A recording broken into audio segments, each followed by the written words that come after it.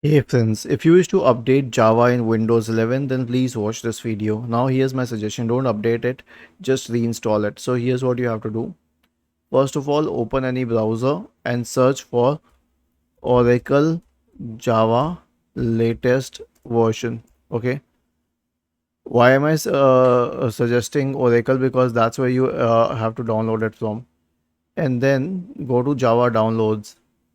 Scroll down and check for the latest stable version, and then go to Windows if you're using a Windows computer, else choose accordingly.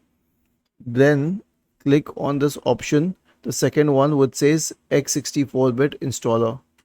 Okay, and then click on open, and it will start installing the latest version of Java on your computer. It will also override the previous version. So the reason that we chose the exe file is because you will be able to run it directly.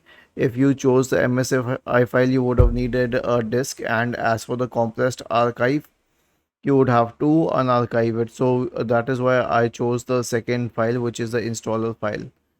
Okay, so this is how you can install the latest version. There may be versions which are even later, but they may be at the testing phase. That's why it can be an issue. Once it is done, you can click on this file here. Okay, it will be done. It will I mean, as soon as this is installed, the Java will be installed on your system. Click on next, and let it go through. Okay, was this helpful? If yes, then please subscribe to the channel. If not, then let us know in the comment section of the video on how we could help you further.